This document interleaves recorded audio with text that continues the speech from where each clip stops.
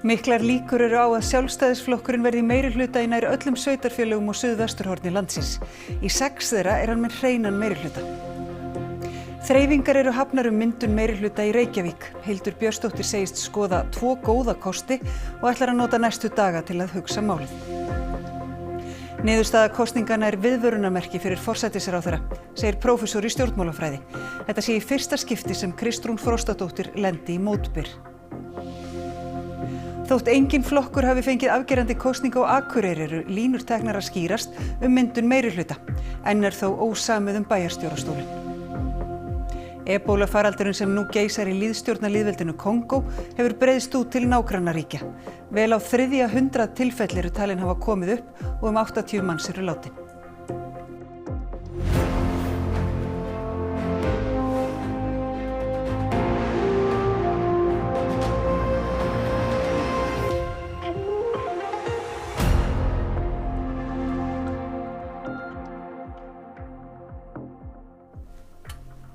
Gott kvöld. Sjálfstæðisflokkurinn vann stórsigur í sveitarstjórnarkosningum og útlit fyrir að flokkurinn verði í meirihluta í langflestum sveitarfélögum og suðvesturhorninu. Í 3 sveitarfélögum af 6 á höfuðborgarsvæðinu fékk flokkurinn hreinan meirihluta og er í lykilstöðu í hinum. Það má segja að suðvesturhorn landsins sé blátt eins og það leggur sig eftir sveitarstjórnarkosningarnar í gær. Útlit fyrir að Sjálfstæðisflokkur stýri meirihluta í öllum 6 sveitarfélögum á höfuðborgarsvæðinu, í Reykjanesbæ og á Akranesi, Ölfusi, Árborg og Vestmannaeyjum. Sjálfstæðisflokkurinn fékk 32,5% atkvæða í Reykjavík og 9 borgarfulltrúa kjörna, en Samfylkingin aðeins 18% atkvæða og 5 menn. 16 ára valdatíð Samfylkingarinnar í borginni er á enda, en Sjálfstæðisflokkurinn getur valið hvort hann myndi meirihluta með Miðflokknum sem fekk 3 menn eða Framsókn og Viðreisn sem fengu samanlagt 3 menn. Það eru þetta 2 mjög augljósir kostir á borðinu meirihluta samstarf. Hvort hugnast þér betur? Ég held bara að báðir kostir geti verið góðir. Nú þurfum við bara að vega og meta hvar við teljum okkur ná mestum árangri fyrir borgarbúa og svo myndi ég vilja bara að við getum skapað svolítið breiða sátt borgin okkar og borgarmál hafa verið í miklum átakagír og þau þurfi ekki að vera það. Í Kópavogi fékk Sjálfstæðisflokkurinn 46% atkvæða og hreinan meirihluta í bæjarstjórn, 6 fulltrúa af 11 í fyrsta sinn. Baráttan Kópavog var nokkuð hörð og forsætisráðherra lét til sín taka, meðal annars með gagnrýni á stefnu Sjálfstæðisflokksins í Kópavogi í leikskólamálum. Og við getum heldur betur vel við unna, þannig að mér finnst niðurstaðan allan að endurspegla það að Kópavogsbúar hafa ekki smekk fyrir svona útspili. Í Garðabæ og á Seltjarnarnesi hefur Sjálfstæðisflokkurinn verið með hreinan meirihluta alla tíð og á því varð engin breyting í gær. Í Hafnarfirði höfðu kannanir gefið til kynna að breytingar gætu verið í kortunum og meirihluti Sjálfstæðisflokks og Framsóknar væri valtur. Svo fór að Sjálfstæðisflokkurinn tapaði 1 manni en Framsókn bætti við sig 1. Stóri ósigurinn var hjá Samfylkingunni sem misti 2 af 4 bæjarfulltrúum sínum. Viðræður standa yfir áframhaldandi samstarf Framsóknar og Sjálfstæðisflokks. Og í Mosfellsbæ féll meirihluti Framsóknarflokks, Samfylkingar og Viðreisnar þar sem Framsókn tapaði 2 mönnum, öðrum yfir til Miðflokksins og hinum til Sjálfstæðisflokksins. Sjálfstæðisflokkurinn er því með 5 menn af 11 í bæjarstjórn Mosfellsbæjar eftir að hafa bætt við sig 15% stigum sem er mesta fylgisaukning framboðs á höfuðborgarsvæðinu. Við ætlum að lækka álögur á íbúa, við erum búin að standa fyrir því í okkar baráttu, þannig að við ætlum að standa við það. Ekki liggur fyrir hvernig nýr meirihluti verður samsettur, en það þykir nokkuð ljóst að Sjálfstæðisflokkurinn verður hryggjarstykki í honum. Ég held við tökum það bara samtala á morgun og hitta hina oddvitana eitthvað og sjá hvernig framhaldið verður. Þar með stefnir í að Sjálfstæðisflokkurinn verði í meirihluta á öllu höfuðborgarsvæðinu og þá eru viðræður hafnar myndun meirihluta Sjálfstæðisflokks og Framsóknar á Akranesi þar sem Samfylking og Framsókn hafa verið í meirihluta sem reyndar hélt velli í kosningunum. Hildur Björnsdóttir, oddviti Sjálfstæðisflokksins, hefur alla þræði í hendi sér fyrir komandi meirihlutaviðræður og segist vera að skoða 2 góða kosti. Alexander Kristjánsson, fréttamaður, við getum átt vona á formlegar viðræður hefjist fljótlega, ekki?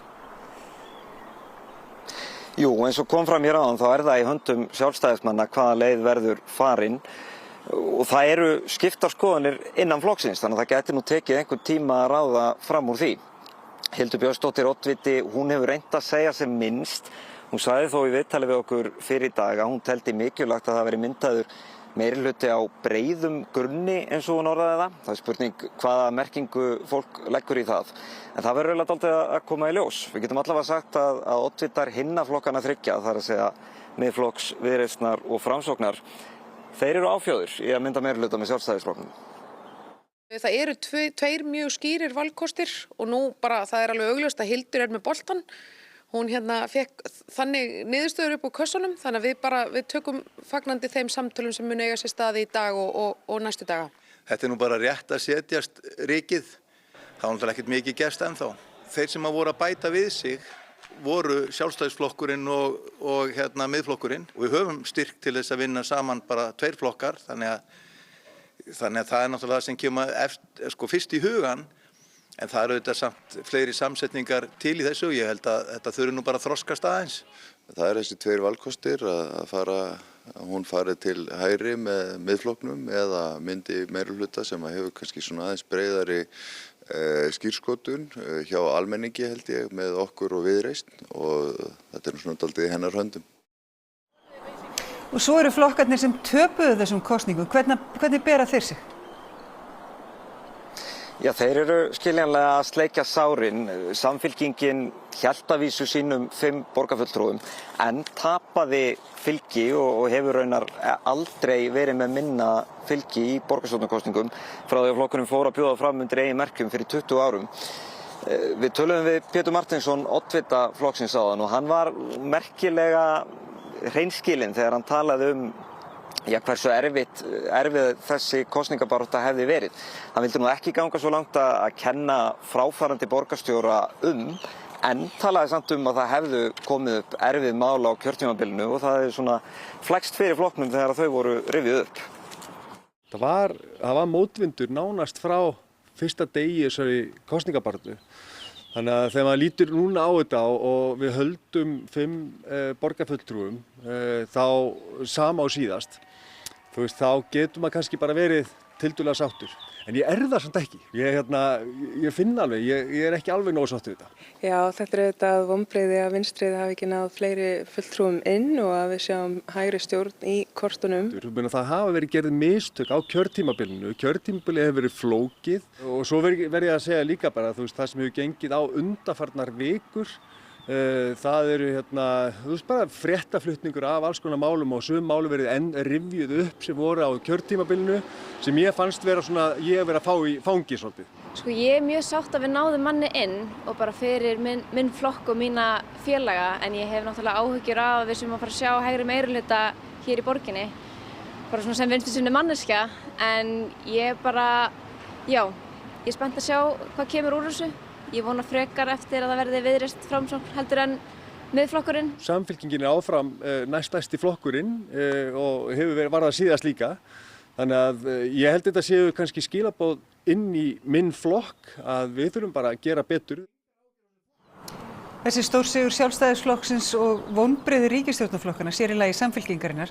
Það má væntanlega búast við því að þetta hafi áhrif á landsmál. Jú, þetta geti hæglega smitast inn í landsmálin. Margir vilja meina að hveitibrauðsdögum ríkisstjórnarinnar sé endanlega lokið ef þeim var ekki lokið þá þegar. Frambjóðendur Sjálfstæðisflokksins hafa verið duglegir í dag að rifja upp hversu áberandi Kristrún Frostadóttir forsætisráðherra hefur verið í þessari baráttu. Við heyrðum áðan Ásdísi Kristjánsdóttur þegar hún var að hnýta í afskipti Kristrúnar og sama hefur Elliði Vignisson, bæjarstjóri í Ölfusi, sem er oddviti sjálfstæðismanna þar, hann hefur gert það sama. Prófessor í stjórnmálafræði, hann segir niðurstöðurnar viðvörunarmerki fyrir Kristrúnu sem hafi hingað til verið í miklum meðbyr. Þetta er fyrsta sinn sem hún fær á sig mikinn mótbyr og hún nær alls ekki þeim árangri í þessum kosningum sem að samfylkingarfólk myndi ætla og vilja. Þannig að þetta er auðvitað ákveðið viðvörunarmerki fyrir forsætisráðherra. Það er algjörlega ljóst. Þetta sé nýr veruleiki fyrir flokkinn. Þetta er auðvitað versta útkoma samfylkingarinnar í Reykjavík og það er auðvitað mjög sárt fyrir flokk sem svona leiðir stjórnmálin á landsvísu. Þannig að Samfylkingin þarf auðvitað að einhverju leyti að líta í eigin barm og endurskoða erindi sitt í sveitarstjórnum. Varaformaður flokksins geldur algjört afhroð í Hafnarfirði sem að löngum hefur verið talið helsta vígi krata á Íslandi og það feikilegu skellur líka fyrir Samfylkinguna og hugsanlega gætu orðið einhver svona endurnýjun í forystu flokksins í kjölfarið á þessum kosningum. Eiríkur segir augljóst að ríkisstjórnarflokkarnir séu ekki að ríða feitum hesti frá kosningunum sem gæti gefið til kynna að þau málefni sem þeir setja á oddinn hafi ekki sama hljómgrunn og flokkarnir myndu vilja. Þetta auðvitað verra í rauninni fyrir flokk fólksins sem einn af forystu flokkum landsins í ríkisstjórn og nær ekki manni inn í Reykjavík og hefur auðvitað verið grátt leikinn í skoðanakönnunum á landsvísu líka að undanförnu, þannig að það flokkur í algjörri úlfakreppu og bara óvíst að hann eigi langa lífdaga auðið í íslenskum stjórnmálum, svona haldi þetta áfram á viðlíka braut. Eiríkur segir niðurstöðurnar í borginni stórmerkileg tímamót. Allar líkur séu á að Hildur Björnsdóttir taki við stjórnartaumum eftir langa valdatíð Samfylkingarinnar. Úrslitin séu ekki síður mikilvæg fyrir Guðrúnu Hafsteinsdóttur, formann Sjálfstæðisflokksins. Hún hefur átt algjörlega verulega á brattan að sækja og hún hefur haft meira á brattan að sækja heldur en formenn taka við stjórnmálaflokkum eiga yfirleitt. Það yfirleitt kemur ákveðin meðbyr þegar að fólk tekur við forystu en hún lendir strax í rauninni bara algjörri úlfakreppu með flokkin í fylgiskönnunum og nú rís flokkurinn upp í þessum sveitarstjórnarkosningum og hún svona hefur þar að leiðandi svona sýnt hvað í henni býr. Meirihlutaviðræður á Akureyri eru langt komnar þótt engin flokkur hafi hlotið afgerandi kosningu. 4 flokkar fengu 2 menn kjörna og 3 flokkar fengu 1. Einhverjur hefði eflaust talið að flóknustu meirihlutaviðræður landsins færu fram á Akureyri eftir úrslit sveitarstjórnarkosningan í gær. Meirihluti L-lista Miðflokks og Sjálfstæðisflokks féll og náðu 7 flokkar kjöri í bæjarstjórn. Engin flokkur fékk meira en 20% og engin flokkur minna en 6%. Þrátt fyrir úrslit kosningana eru línur farnar að skýrast og meirihlutaviðræður vel á veg komnar. Það stefnir í meirihluta Framsóknar, L-listans og Sjálfstæðisflokks sem saman fá 6 fulltrúa og nægir það í meirihluta. Ég held að áherslunar okkar séu bara svona svipaðar og það kannski ástæðan fyrir því að það ekki mikill munur á milli framboða að það var bara ágætis samhljómur meðal okkar og gott fólk í öllum flokkum þannig að það verður bara ánægilegt að sjá hvernig þetta þróast. Við ætlum ekkert að flýta okkur of hratt og við ætlum bara að taka þetta rólega og ræða málin svona almennilega inn í vikuna og sjáum bara til. Þetta bara rétt byrjað en gengur vel, við taka 1 fund og ætlum að hittast aftur á morgun, þannig að ég bara brattur já, það þarf eitthvað held ég mikið að gerast til þess að þetta fari til fjandans Var eitthvað farið á einhverja þreifingar á stað áður en að fyrstu tölu kom? Já, eitthvað, það ekki alltaf eitthvað aðeins potað og svona, en svo leið og fyrstu tölur koma, þá fer þetta á fullt. Ég held að fólk sé svona fyrir fyrstu tölu bara svona aðeins að þreifa okkur öðrum, ég held að það sé eðlilegt. Spurning bæjarstjórastólinn, það eitthvað sem verður bitbein í málefnasamningum, hver verður bæjarstjóri? Ég held að verði kannski ekki bitbeinin, við munum ræða okkur bara saman niður á niðurstöðu. Og hvort telur líklega að verði pólitískur eða ópólitískur bæjarstjóri? Já, ómögulegt að segja eins og það kemur bara í ljós í viðræðunum. Ég bæjarstjóri. Nei, við erum ekkert búin að ákveða neitt þannig. Við fórum ekki einu sinni að ræða neina stóla Það fyrsta lagi bara þurfum við að skoða hvernig málefnin fara saman og svo verður farið í þetta. Þetta þarf að taka ákvörðun hvort við ætlum að halda áfram með að ráða bæjarstjóra, að hafa ráðinn bæjarstjóra eða pólitískan, en við erum ekki búin að koma þangað. Strax eftir fréttir verður sérstakur aukaþáttur Silfursins. Bergsteinn Sigurðsson, verður myndaður meirihluti við borðið hjá þér í kvöld? Það skildi þó ekki vera. Oddvitar þeirra 7 framboða sem náðu kjöri í Reykjavík í gær. Þeir ætla að koma til okkur á eftir og við ætlum að reyna að fá það til þess að sýna okkur á spilin og hver veit nema kapallinn gangi alla leið upp, en allt það í Silfrinu á eftir. Við missum ekki að því. Takk fyrir. En þá út í heim. Ebólufaraldurinn sem upp kominn í lýðveldinu Kongó hefur nú náð til nágrannaríkisins Úganda. Alþjóða heilbrigðismálastofnunin hefur skilgreint þennan faraldur sem alþjóðlega lýðheilsuvá. Vel á 300 smit hafa komið upp og 80 manns eru talin hafa látist af völdum veirunnar. Faraldrar af ebólusýkingum hafa ítrekað komið upp í Kongó og reyndar víðar í Afríku á undanförnum árum og áratugum. Þetta eru myndir frá vesturhluta álfunnar þar sem mannskæðasti faraldurinn til þessa geisaði fyrir áratug. Þá smituðust næstum 30.000 manns og 11.000 þeirra létust. Fyrsta tilfellið í faraldrinum núna var staðfest fyrir 2 dögum í austurhluta Kongó. Óstaðfest smit eru 250 og talið að 80 manns hafi látist. Alþjóða heilbrigðismálastofnunin tilkynnti í morgun að faraldurinn væri nú skilgreindur sem alþjóðleg lýðheilsuvá. Það næsta stig undir heimsfaraldri eftir að eitt tilfelli var staðfest í Úganda, nálægt landamærunum að Kongó. When I heard them saying they had got one suspect of Ebola, well, it frightened me. Yeah, it frightened me. Why? You can imagine how Ebola is, the side effects it has. It is not a disease that you can it's not a simple disease. It's a deadly disease as well. So I should say, me as a Ugandan, I'm really frightened. I'm worried, I'm scared. Faraldurinn núna talinn stafa af afbrigði ebólaveirunar sem kallast Bundibugyo.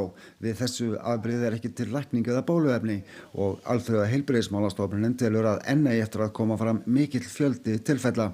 Öryggisástandið í Kongó ótryggt vegna langvarandi átaka þar en heilbrigðisyfirvöld segjast vera að gera sitt besta. We are also talking with people who are in conflict, for them to understand that they need to give us access